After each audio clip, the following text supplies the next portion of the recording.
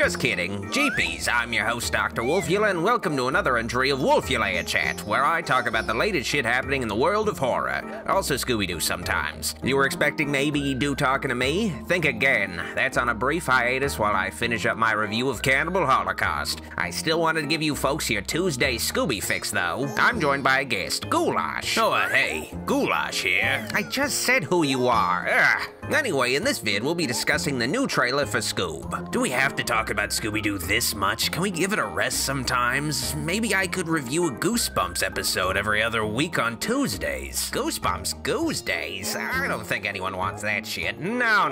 We should just stay the course and just cover Scooby-Doo. And, horror movies too, right? Yeah, sure.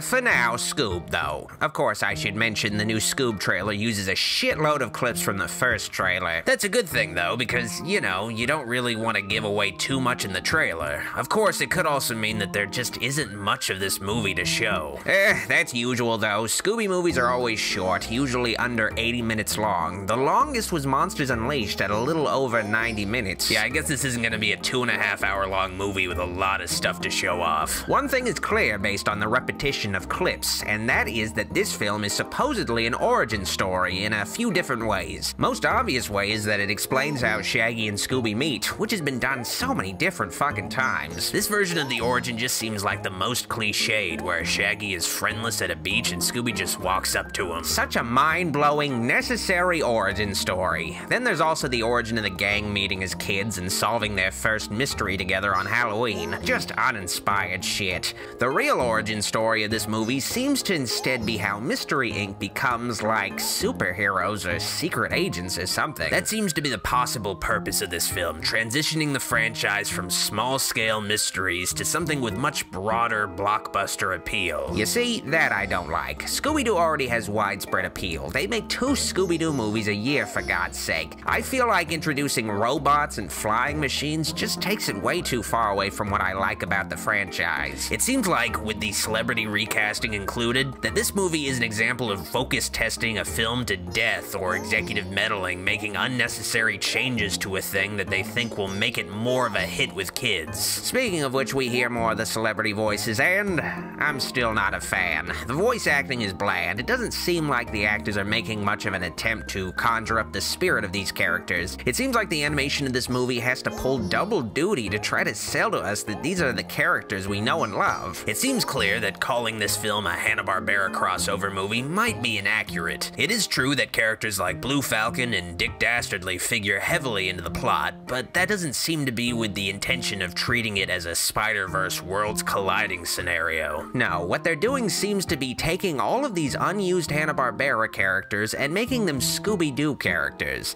It isn't Scooby-Doo popping into other Hanna-Barbera worlds, this is WB putting these characters in a shared world. It's why we don't see the Flintstones, Tom and Jerry, Yogi Bear, or other popular Hanna-Barbera characters in this flick. This movie is essentially trying to give memorable but less popular Hanna-Barbera characters a second chance at life as Scooby characters in order to strengthen Scoob enough for it to be a film franchise on its own, separate from regular Scooby-Doo. It's kinda nice to see Blue Falcon in a prominent role again, but I don't want to see him dabbing and played by Mark Wahlberg. It just feels like prostituting the corpses of these bygone characters for a profit, like the Banana Splits movie, whatever the fuck that shit was. According to some leaks, the film focuses on Blue Falcon's character. Supposedly, Scooby and the gang take a backseat to his story. Apparently, this isn't meant to be the original Blue Falcon, it's his son, who's really dumb and conceited, but eventually learns to be a hero. Who cares? Who fucking cares about that? This is the first Scooby-Doo animated film in theaters, and it's apparently just a superhero movie that Scooby-Doo is trying to bolster the box office of? I do gotta say, besides one horrifying moment, the movie looks visually nice. A lot of lush color, and the redesigns of characters are good, but not too much of a departure. It does kinda just look like any other 3D animated movie released lately, though. Also, it has the same lame humor, heavy on just trying to reference stuff like Netflix bumming. I don't really like the direction they're going in with this movie, but it's not like this film is gonna be the death for the franchise. Scooby-Doo and Guess Who has another season on the way, there are more direct-to-video movies. I just hope that we can get another Scooby thing that can be darker and more subversive like Zombie Island and Mystery Incorporated while still being fun. Hell, even the first live-action movie movie went harder than this flick. Well, I guess we'll see how this movie turns out when it comes out on May 15th. Yeah, I guess we will. What do you folks at home think of Scoob so far? Let me know in the comments below. Also, I just want to let you folks know that the Popbase app I'm partnered with has gone completely free to play. They removed all microtransactions, thankfully, so now you can watch my bonus vids, play my horror trivia quizzes, and listen to me answer your questions to your heart's content. Feel free to drop me a line in my suggestion box. I'll be catching up on the questions I've been getting since the new update dropped. Download Popbase on iOS and Android for free today. You fucking weirdo. Goulash, don't fucking curse. This is a fucking promo. What the fuck ever. God fucking damn it.